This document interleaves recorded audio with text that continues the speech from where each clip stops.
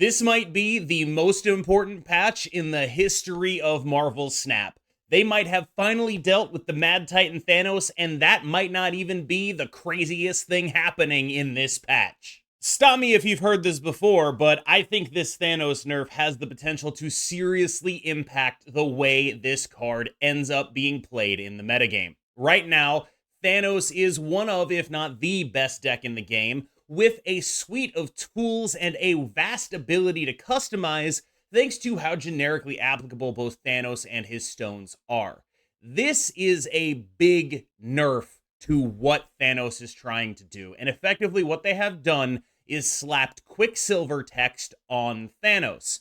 So, one of the 3 cards in your opening hand is always going to be Thanos. I think this is a much more significant nerf than you might otherwise think, but not so significant as to entirely discourage the playing of the deck. Rather, to me, it, along with several other changes in this patch, herald a new direction for what Thanos is going to be about. Since the card has been out, people have complained that this card is not about Thanos, this card is about the stones, and that is a fair, reasonable complaint to make. I think a change like this, and the other changes in this patch, we'll get to those in just a second, is going to be relevant to how Thanos actually is designed for and actually gets built in the future. That is to say, the deck is going to be more about him and less about generic applicability.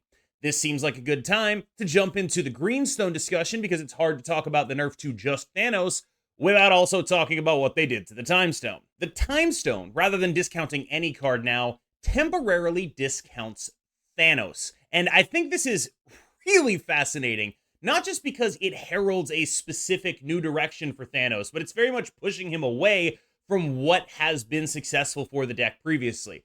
Previously, the deck has been successful using the Time Stone as a ramp tool, a tool to accelerate out other big threats while Thanos sits in your hand. Now, you could still try to play the deck that way, it's just your Time Stone's not going to ramp out that stuff, and you're going to have a Thanos sitting in your hand the entire time, so it's going to be worse at doing that, almost undeniably.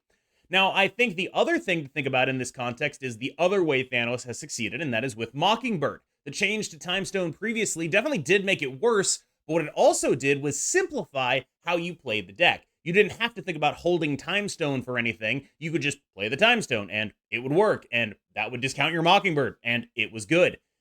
This re-adds the temporal element to how the Time Stone plays, and I think that's a really good thing to get back into this deck, because I still think that, Mockingbird is a really powerful card. Cull Obsidian is a really powerful card. Maybe this deck can stick around. But what I don't know is, can this deck stick around without anything else helping it? And with that added, you basically are effectively losing a draw the entire game. There's a reason nobody plays Quicksilver. Remember when America Chavez was in the game, you would be playing America Chavez in your Thanos deck basically every single time because of how good it was to draw those stones early? Well, the opposite of that is happening to you now just by default. So what are my predictions for how this ends up playing out? I personally think that Thanos will likely be around, but not the same way. The kind of nerf that this is the kind that'll hit it in small enough, but noticeable enough ways. I think first things first, when you play the deck and things go right, it'll feel like you're still playing Thanos. You will still be extremely Mind Stone reliant, but if you get that Mind Stone, you're still going to play Thanos the same way you were. Your Mockingbird is going to be cheap. Your Cull Obsidian is going to be a 4/10. You're going to be able to do the things you expected to do. Yes, you're going to be worse at them, but you will do them. The issue is you'll just have that less. You will have less Mind Stones, right? You are now only seeing 3 cards out of your 18 card deck by turn 2 when you can play the Mind Stone, because one of those cards is Thanos, right? So you're looking at 3 out of 17 to have Mind Stone on turn 2. That's not very good. There's just really no way around it. That's not a very good thing to happen. And yes, you can still, loop these draws into other draws, but you're less likely to get started now. Once you get rolling, I'd imagine the deck will feel very similar, but getting rolling is going to be a much more difficult task. And I think this is a very interesting thing to add into Thanos, because I expect it to feel, when it's working, as good as it currently does. But When it's not working, I expect it to clunk horrifically. There are going to be games where you're just like, boy, I don't really know what to do about this. I'm just sitting here without my stones in my opening hand. I drew my big guys. I drew my 4 drops. I got 18 cards, and I'm really feeling the downside of that right now. And I think that this is it, right? Like, I don't know if Thanos is going to be dead. I don't know if he's going to be gone forever, but I think he's balanced now. Legitimately. I think like it's been done. This is a balanced Thanos. And I think it's a bit shocking to me that what it took was appending one of the worst possible effects in the game to a card that you almost never want to draw to make it like, okay, this card's actually reasonable now. It's balanced. You definitely have some upsides and some downsides instead of just, this is just awesome and everything is going great for you. But honestly, I kind of think they did it. Now, I mean, I will give you the caveat. I currently think Thanos is the best deck, but I think he's like not prohibitively the best deck. And so you take him down a peg, which I think this does, and he will still end up around, but worse enough that you don't have to be like, oh my God, it's Thanos again. Like, you'll still deal with him the same way. I do think that this is elegant. And what I'm really hopeful for, though, is that if he ends up being, like, I'm almost hopeful he remains too strong. Because I think that if he remains too strong, they're going to have to start doing to other cards what they did to the Time Stone, which is make them Thanos-centric. And if he ends up getting, like, nerfed into oblivion, then, if he just never shows up ever again, maybe they won't ever follow through on that. But I kind of want them to follow through on this design.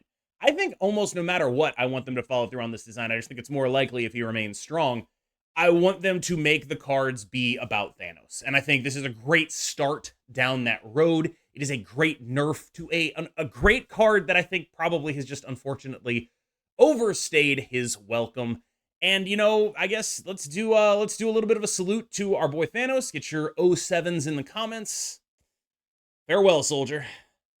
You remember when I said the Thanos nerf might not be the craziest thing in this patch? Yeah, Angela's back. I can't believe I'm like 8 minutes into the video and I'm talking about Angela being back now. That is absolutely crazy to me. Like, this is so nuts. Like, I am not sure why they're doing this. I've been a big Angela deserves to be nerfed for a long time kind of guy, and it's just like, wow, I really genuinely think that, like, I am extremely caught off guard by this. I really am. So my argument for keeping Angela nerfed is she's just so far and away better than any other 2-drop that it's sort of deleterious to the new player experience to have her in it, right? She's a 2/6 base, basically. You play her, and then you play 3 things. She's a 2/6.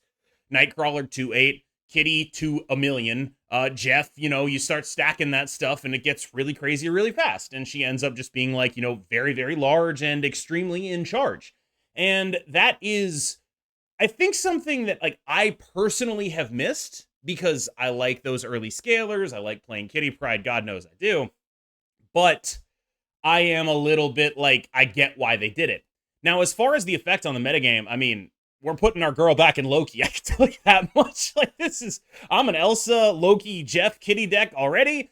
Our girl's going right back in there. There is really no question about that. Angela is going to go in potentially like a Silky Smooth type deck. But I really want to nail down, like, what I think this can do for the metagame, because the lack of early scalers, to my mind, has led Marvel Snap to be a less mid-rangey and more haymakery type of game.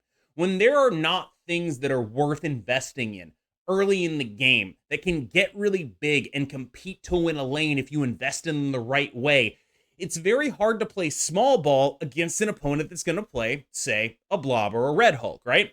But if you are playing small ball and you have an Angela, you're playing big ball now. You're playing Victor Wembanyama ball. You're playing as tall as they are. You're playing above the rim. And when you are able to make your 2-drop competitive with their Red Hulk, that allows decks that otherwise are constrained in terms of the amount of power they can output to actually go compete with decks like Thanos. Now, I think there is a real question of, like, is she a Thanos card now? Like, is Thanos just so radically different that it cannot be a ramp deck anymore and just has to be like, I'm playing all the best cards and all the best slots, and Angela's the best too, so I'm playing her. Maybe. It's totally plausible to me. I can see it. Don't get me wrong. But I do think that this is a card that, more than being a Thanos card, is going to be good against it because of that ability to just be like, look, I'm here and you are going to have to deal with me. Like this, I'm going to be large as hell and you will have to answer it. Not that Thanos can't include answers, but typically it is focused way more on asking questions, especially with the shift towards wave-oriented builds after Red Hulk comes out.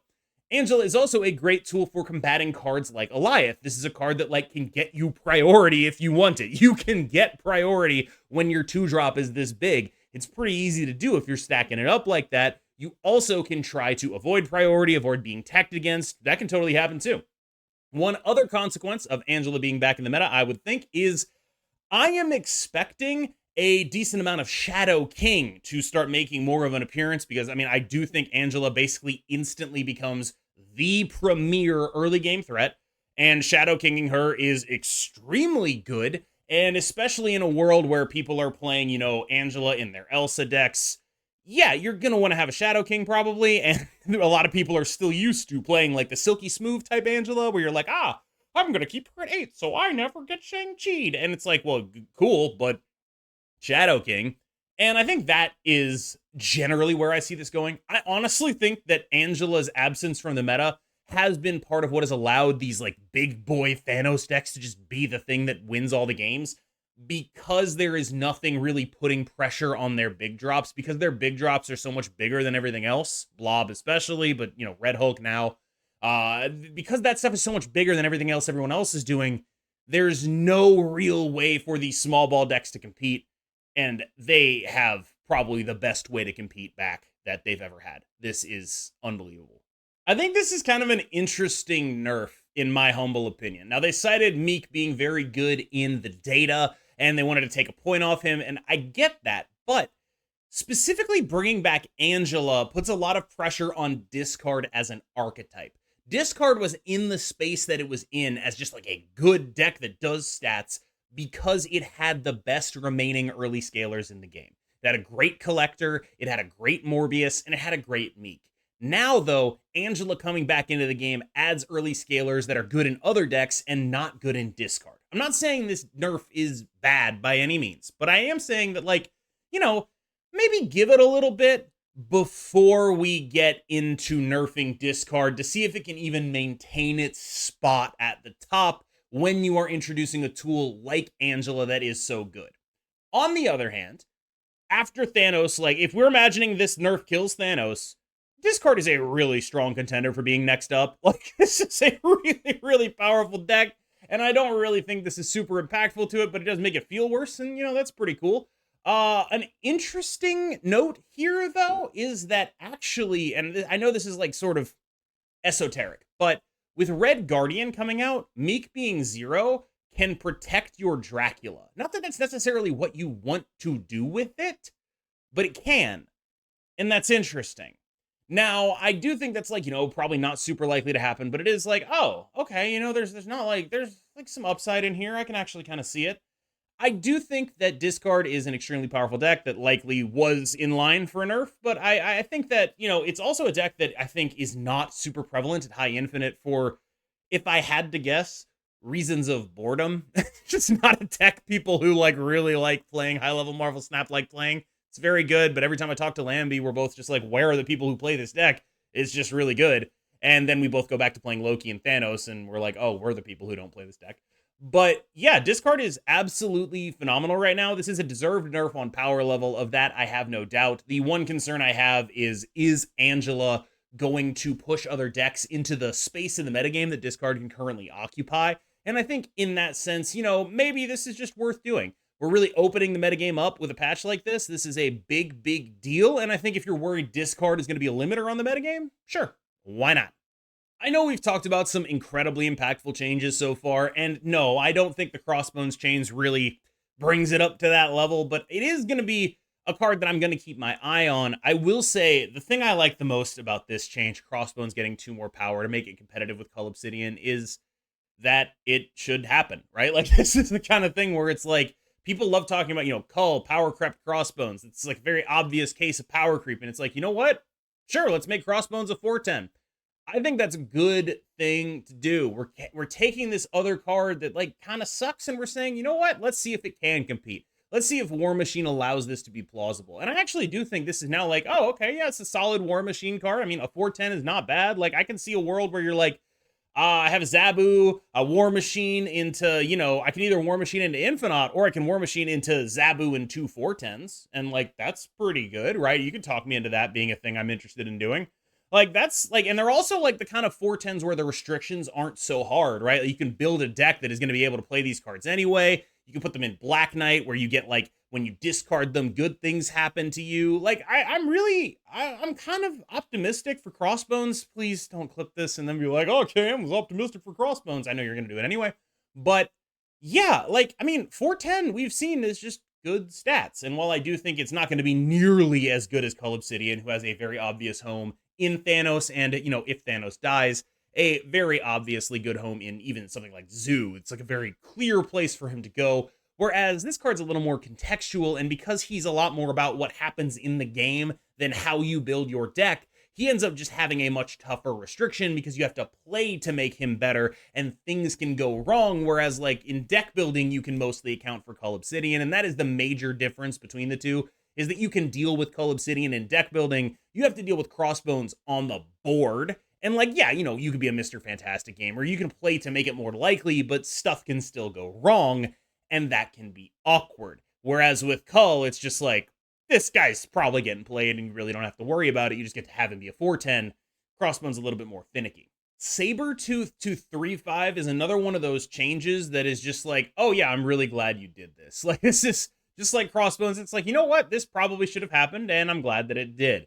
It seems good that they're willing to go back and address these early pool cards that are now like kind of not really pulling their weight. Sabretooth especially. I mean, neither of these cards really. Neither Crossbones nor Sabretooth actually ever pulled their weight. But, we can at least pretend that they could. And honestly, at a 3/5, like, you might think it's pretty stupid, but 1 point of power adds up in Destroy, especially if you get to repeatedly kill it, right? This is an additional point of power on your null. It's an additional, you get to extra accelerate your deaths when it hits. I'm not sure it super fits in there, but there is a world where I'm like, okay, I'll put the Sabretooth in there instead of like a Hulkbuster, and then just play for a little bit less of a high roll and more of a consistent game plan because I have so many good hits. I do worry that, like, only starting to destroy on 4 and 5 is a little bit awkward, and we'll have to figure out if that's worth it, but that's not necessarily so far off base from what happens typically, where you end up having, like, generally, if you are able to destroy, like, a Deadpool and an X-23 on 3, you really do actually have some energy to weave in there, and that extra energy from an X-23 can get you good value out of this.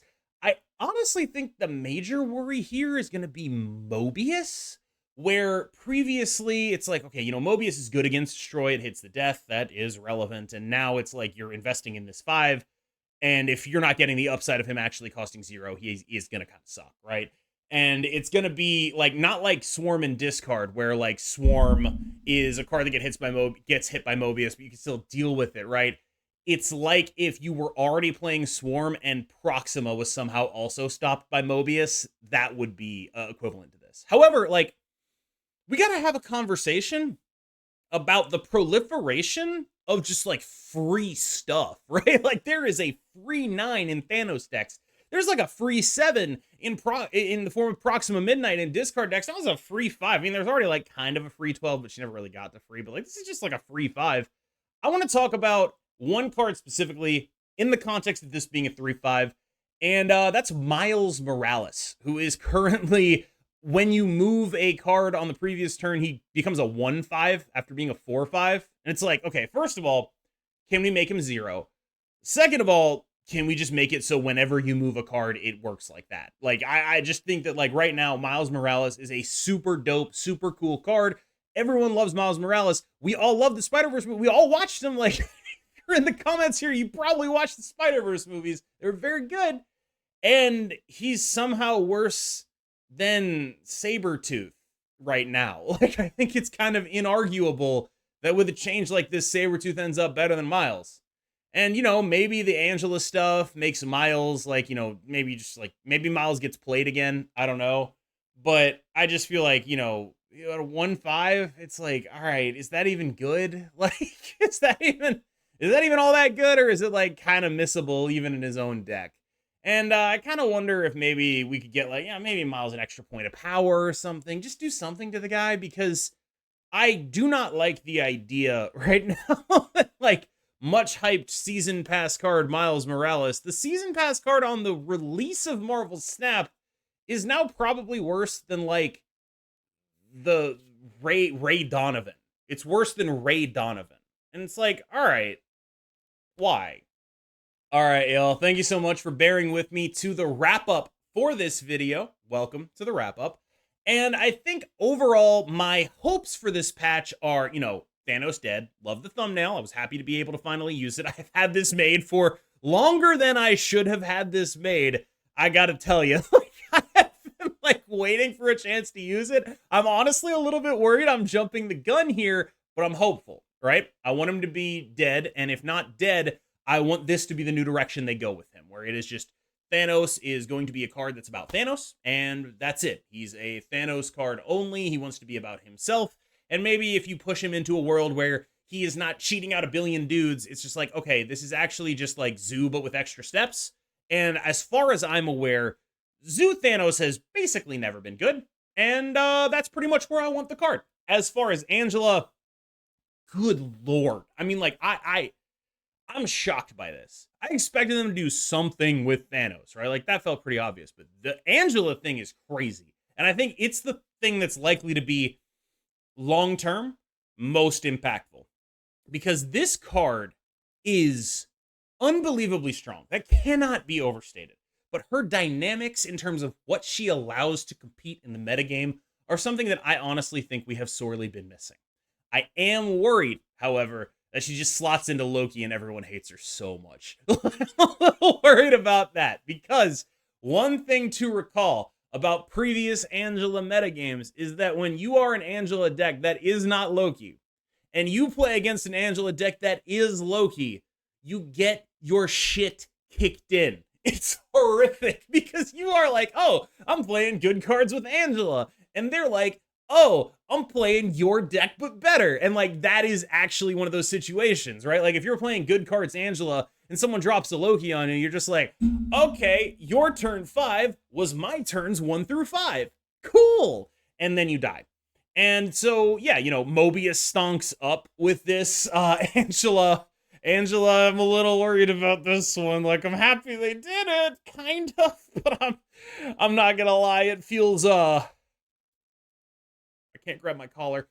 Whew, a little bit worried about that. I don't know what this one's going. We will find out together. And of course, the remaining changes. Meek, sure. I believe that he had good numbers. I also believe that Angela's gonna, push discard a little bit downwards in the metagame. I am pretty cool with the other two changes as well. I think Crossbones and Sabretooth are well overdue, personally, and I'm glad they're finally getting a little bit of love. Thank you so much for making it to the end of the video. As always, I have been KM Best. You just got the KM Boost. You've been phenomenal. I will see you in the next one.